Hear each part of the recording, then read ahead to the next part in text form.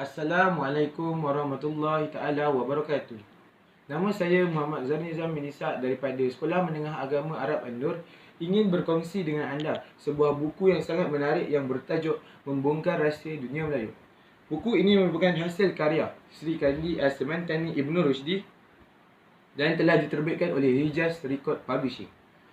Buku ini adalah sangat mendapat perhatian orang ramai. Dengan buktinya, buku ini telah habis terjual dan diulang cetak dalam masa 21 hari sahaja. Buku ini merupakan cetakan kelima yang telah dicetak pada tahun 2017.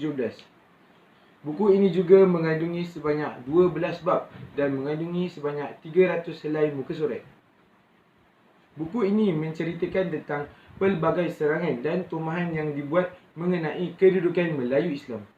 Serangan yang dilakukan ini meliputi pelbagai isu seperti hak asasi untuk murtad, penyebaran ajaran Syiah, penyalahgunaan kalimah Allah dalam Bible dan sebagainya. Selain itu juga, serangan ini juga dilakukan terhadap sejarah negara amnya dan sejarah Melayu khususnya demi menimbulkan kekeliruan kepada Melayu Islam agar tunduk kepada desakan dan permintaan mereka.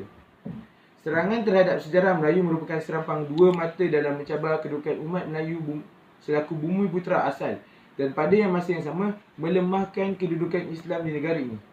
Memandangkan Perlembagaan Persekutuan meletakkan Melayu di negara ini secara automatik adalah seorang Muslim, serangan berterusan terhadap putar belik sejarah Melayu menerusi kenyataan akhbar, media sosial, media massa dan sebagainya dibimbangi nasib umat Melayu Islam di negara ini berakhir seperti umat Melayu Islam di negara Thai.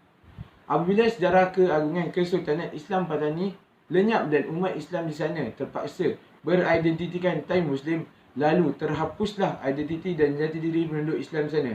Atas dasar itulah, 3 orang blogger sejarah kontemporari tempatan bergabung tenaga dan minda demi menghasilkan sebuah catatan khas untuk memperjelas kekeliruan serta menjawab putar belik yang disengajakan terhadap sejarah bangsa Melayu.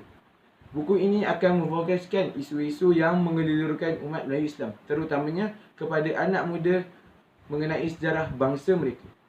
Jika kita mengenali negara barat dengan kecanggihan dan kemodenan, adakah benar orang Melayu dahulu kala hanya berkeris menentang penjajah British?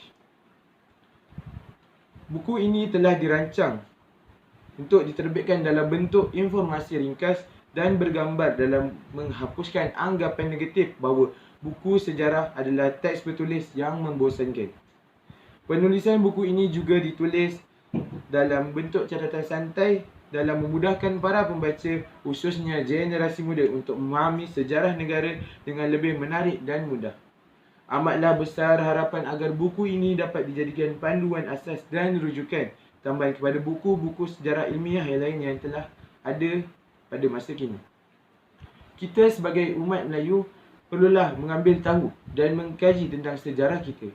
Bukan untuk berbangga dan menunjuk-nunjuk, tetapi belajar supaya kita tidak mudah ditipu dan tertipu mengenai sejarah bangsa kita sendiri.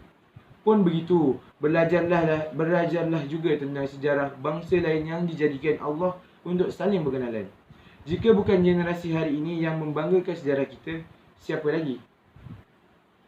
Akhir kata, izinkan saya memetik kata-kata seorang sastrawan negara iaitu Usman bin Awang.